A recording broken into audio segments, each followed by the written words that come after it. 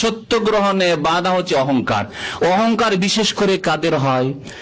ধনের অহংকার, নেতৃত্বের অহংকার, অথবা বিদ্যার অহংকার। মাদ্রাসা পড়া বিদাতীদের সবচেয়ে বড় রোগ হক কবুল করাই হচ্ছে অহংকার।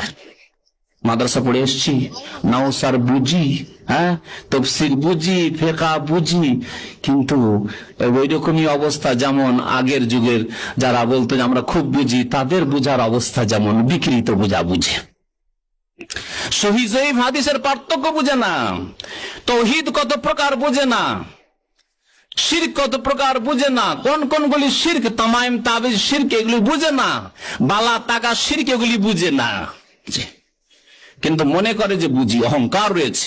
এই আত্ম অহংকারের কারণে দেখা যায় বিদাতে মোল্লা মৌলভীগুলি অধিকাংশ হিদায়াত পায় না। প্রথম কথা শুনতেই চাই না, আর যদি শোনেও 2 দিন 4 দিন শুনলো, সামান্য একটু শুনলো, কিন্তু আত্ম অহংকার। আমিও তো মাদ্রাসে পড়েছি, আমি তো 2 বার দাওরা পাশ করেছি, আমিও তো কামেল পাশ করেছি, আমিও তো মুফতি হয়েছি। অথচ যদি জিজ্ঞাসা করেন সহিহ হাদিস হওয়ার জন্য কয়টি শর্ত রয়েছে বাবা, তো আমার মনে হয় অধিকাংশ হাহা লাদরি বলবেন, কারো মানহানি করার জন্য বলছি না। তাওহীদ কত প্রকার, জি। সুন্নত কাকে বলে, হাদিস কাকে বলে, সূক্ষ্ম সংজ্ঞা দেন। হাদিস জয়ীফ মওযু কেন হয়, এসবের সূক্ষ্ম সংজ্ঞা দেন। জয়ীফ মওযু বুঝেন না, এমন এমন হাদিস বয়ান করেন যার নাত গলাশি লাগাম কিছুই নেই, বুঝেন? নাত গলাশি লাগাম এসব তো বুঝেন নাই, কিছুই নেই তার।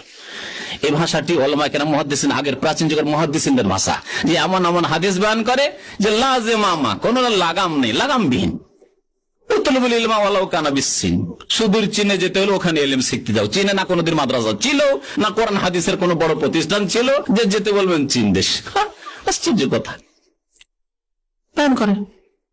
আরো বহু হাদিস, লাউলা কালামা খালাকতুল আফলাক, হে নবী তুমি না হলে সারা পৃথিবীর কিছুই সৃষ্টি হইতো না। জাল, মিথ্যা কথা। আউয়ালামা খালাকাল্লাহু নূর, প্রথম নবীর নূর পয়দা হইল, মিথ্যা কথা।